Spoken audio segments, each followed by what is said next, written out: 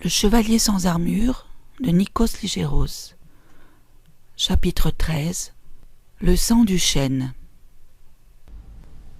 Finalement, ce n'était pas grand-chose. C'était du moins ce qu'avaient pensé les visiteurs en sortant de la crypte. Le bruit qui les avait surpris, c'était celui de la chute d'un arbre. Seule, une petite fille vit dans cet arbre un chêne en sang dans l'azur. « Tu aurais dû la garder dans tes bras. » Tu sais bien qu'elle adore les statues. Tout le monde nous regardait. Elle n'a rien fait de mal, elle a juste touché le pied du gisant. Ses parents ne savaient pas qu'elle s'était approchée du gisant de la terre des pierres. Elle avait été attirée par les lettres de fer. Elle les avait déjà vues quelque part dans la maison des grands-parents.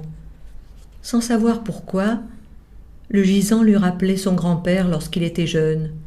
Aussi, elle ne put s'empêcher de laisser une hirondelle sur la tête du gisant. Son grand-père lui manquait tellement. Ce n'était qu'après qu'elle avait touché son pied.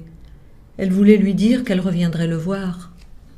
Elle sentit la main de sa mère sur ses fesses. « Pourquoi as-tu touché le gisant ?»« Je ne sais pas. » »« Tu ne sais pas que cela ne se fait pas ?» C'était la question préférée de sa mère. Elle savait qu'il ne fallait pas lui répondre. Elle était triste pour le chêne. « Tu vas la faire pleurer.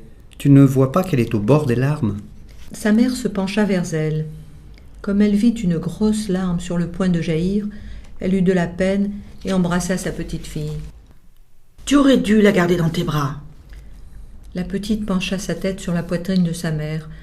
Elle ne dit rien de plus. Sa mère la prit dans ses bras pour la consoler. Elle passa à côté du chêne sans même le regarder.